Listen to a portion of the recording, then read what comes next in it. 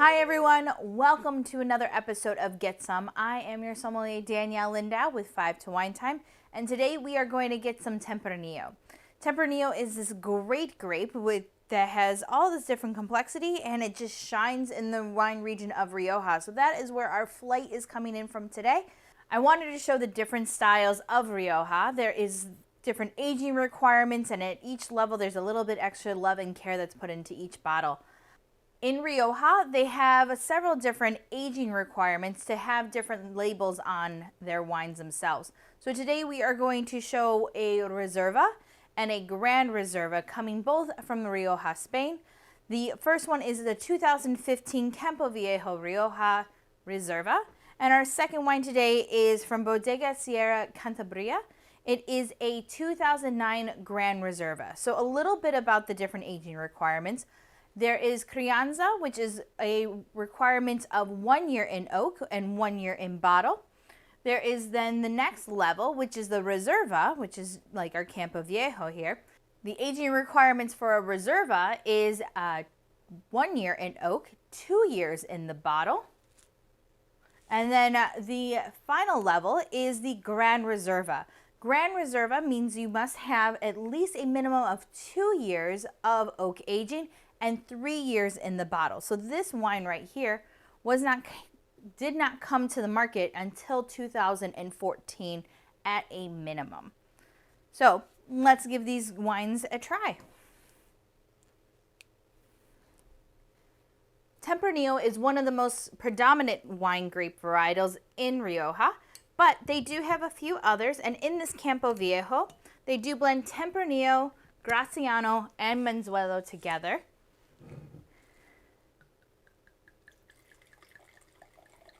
Still a really nice ruby red color. And it is starting to get that garnet rim around the edge, showing some aging. Although this wine has been aging, there are still these beautiful berry notes on there. Raspberries, cranberries, black cherry notes. And it's starting to show the beautiful earthy qualities of mushrooms, of wet forest floor.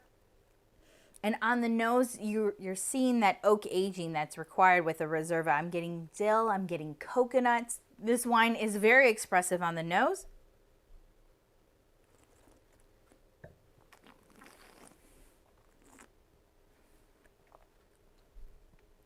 On the palate, I'm getting beautiful black pepper. I'm getting more nutmeg, cinnamon, cloves, those baking spices. This wine has seen aging for 18 months. In French and American oak, so you're getting the vanilla pod as well as the nutmeg and clove, and only 25% of it is new oak, so it is showing the oak aging, but it's not overly aggressive on the palate. The fruit is still coming through with those beautiful qualities of the red fruits, black fruits, the earthiness, and there's a little bit of dustiness to it, kind of. If you're in a library, those old leather books, I really quite enjoy that. With this Campo Viejo, they actually go above and beyond the Reserva requirements for aging. They do 18 months in oak barrels, as well as they do 18 months in bottle before they actually released this vintage. So there's a little extra love and care put into the bottle before it hits the market. This Tempranillo has a beautiful elegance on the palate. The structure is there, medium acidity, medium tannins, and the alcohol is at 14%. So there is a nice warmth to it, but it's not overly aggressive. This Rioja is very smooth, very easy drinking, velvety tannins. I think it can be enjoyed by itself or with a great meal. I always enjoy Riojas with steak, with roasted lamb. Anything that has a little bit of meat to it, a little bit of richness that this nice, elegant wine will cut through. Our second wine of the flight is a Grand Reserva from 2009. They do follow the requirements of the aging of the 2 years in barrel and the 3 years in oak prior to releasing the wine itself.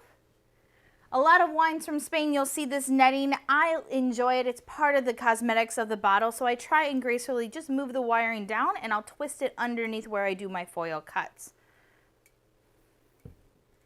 And just do a little bit of a twist in the back just to tighten the wires again. Just, again, cosmetic. You can remove it completely before you open the bottle. Just a little bit of the old history of how the bottles were stored and shipped. Sorry, I caught myself looking at the cork because you can actually already see sediment from the wine breaking down and aging in the bottles. It is 2020 while I'm filming this episode, so this wine has aged over 11 years. So I'm really excited to see the development in the wine.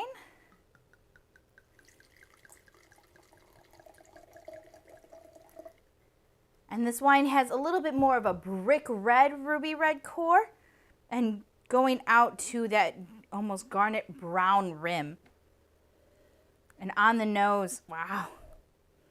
On the nose, I'm getting more dried plums, more figs, mulberries as well.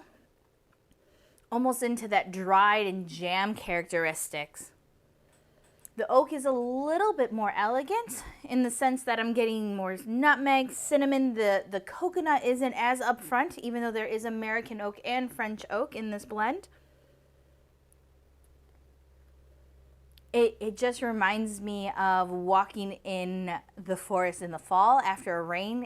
It's those wet leaf smells, the mushroom truffle notes. Just really showing that secondary development of the aromas and flavors of a wine when you're letting it age gracefully. Onto the palate. The wine itself is still showing the earthiness that I love about a Tempranillo, but it has those dry fruit notes shining through almost on the back of the palate instead of right up in front. It's letting those notes of the truffles and the wet rocks and the leaves and a little bit of this peppery gamey notes on the palate showing through while the fruit is taking a backseat on this. Showing the dry blueberries, cranberry notes, even some boysenberry and red cassis is coming through.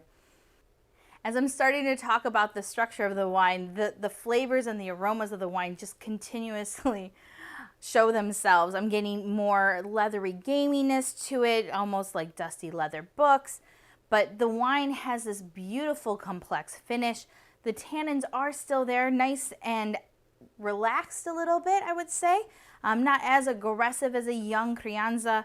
It's showing how it just can develop in the bottle. I really enjoy tasting aged Riojas as you can get them without breaking the bank and seeing how this wine develops over the years and over the decades. And it just holds up to some of those Bordeaux blends, I think, when it comes to the aging quality of it. So if you got time, I would age some Riojas. This wine is 14% alcohol, so still nice and light on the palate. Nothing too aggressive, easy drinking. The tannins are soft. I'll have to show you some of the sediment in the bottle as this wine has been aging for 11 years. The wine does start to break down in the bottle, so really excited about this one. I hope you enjoyed this episode of Get Some and learned a little bit about the Tempranillo grape. It is 5 to wine time, so remember to like and subscribe so you can get to see our next episode. And I'll see you guys next time. Cheers.